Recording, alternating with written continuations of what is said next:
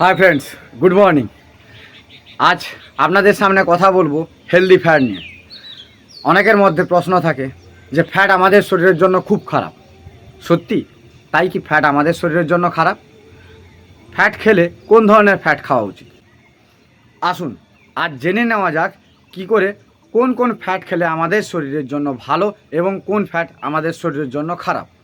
Fat সাধারণত দু প্রকারের হয়। প্রথম যেটা হলো স্যাচুরেটেড ফ্যাট, অর্থাৎ রুম টেম্পারেচারে জমা হয়ে যায়।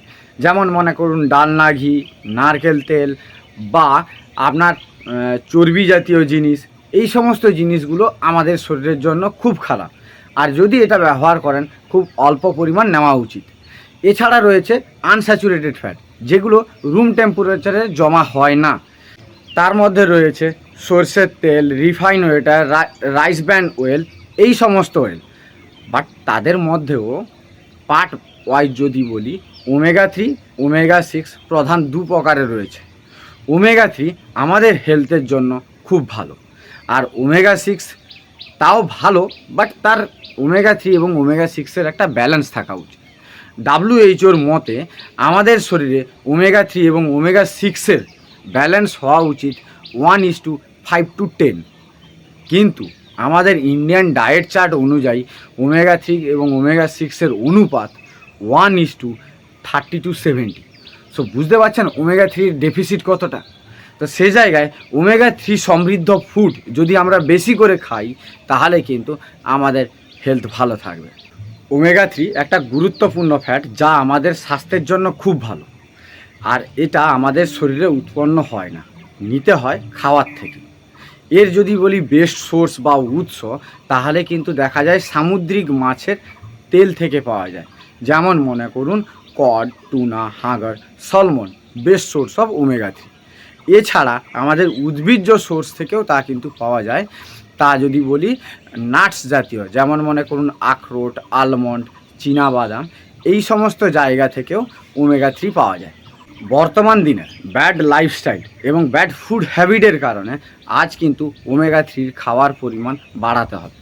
যেমন মনে করুন আগের তুলনায় এখনকার দিনে আমাদের প্রচুর পরিমাণ ফাস্ট ফুড, জাঙ্ক ফুড খাচ্ছি।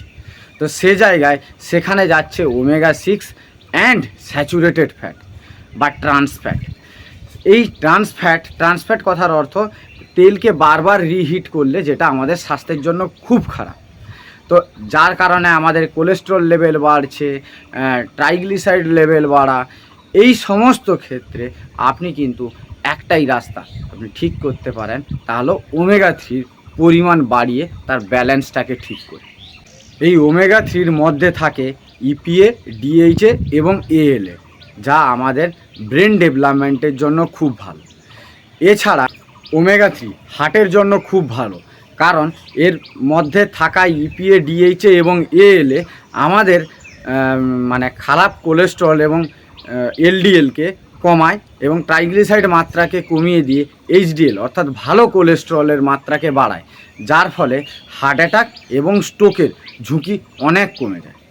ওমেগা 3 চোখের জন্য খুব ভালো, চোখের রেটিনাকে ভালো রাখতে সাহায্য করে এবং চোখের মধ্যে শুষ্কতাকে কমায়, যার ফলে চোখ ধীরে ধীরে উজ্জ্বল হয় এবং ভালো দেখায়। ত্বক ভালো রাখতেও ওমেগা 3-র গুরুত্বপূর্ণ ভূমিকা রয়েছে।